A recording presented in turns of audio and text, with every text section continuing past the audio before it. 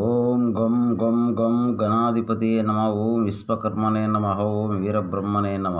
మిత్రమా, మీకు ఆ శంకు కట్టిన తర్వాత శంకు సున్నం చెప్తున్నా వినండి. శంకు సున్నం ఎలా చేయాలి అంటే, కట్టిన శంకు 50 గ్రాములు తీసుకోండి. 30 గ్రాములు కట్టిన సవీరం తీసుకోండి. 2 కలిపి నూరి చింతపండు, సూర్యకారము, నవశారం జైనీరుతో బాగా నూరి బిల్లగట్టి ఆరించి ప్రమిదలో పెట్టి సీల్ చేయండి. సీల్ చేసి ఒక 6 పిడకల పుటమేయండి. 6 పిడకల పుటమేస్తే సున్నమైద్ది.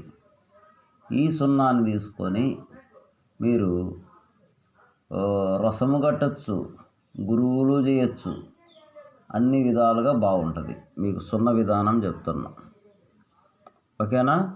అలాగే మీరు ఈ సున్నం తీసుకొని పాదరసము బాగా శుద్ధులు చేసుకొని అగ్నిజయం, ఇంతకుముందు గతంలో చెప్పున్నా కదా, అగ్నిజయాలన్నీ అగ్నిజయం కూడా చేసుకుంటే మీరు ముందుకు సాగిపోతారు. ఇందులో సందేహం ఏం లేదు. మంచిగా చేసుకోండి నాయన, బాగుంటుంది. అందులో తాళకం కూడా కట్టుద్ది. ఆ ఉప్పులో పైన 9 ఉప్పులు చెప్పాను కదా, 9 ఉప్పులో తాళకం కూడా కట్టుద్ది. తాళకం కట్టి దాంట్లో కట్టే ఉప్పులే తాళకం ఒకటి, శంకుపాషాణం ఒకటి, అవి కడతాయి. ఓకేనా?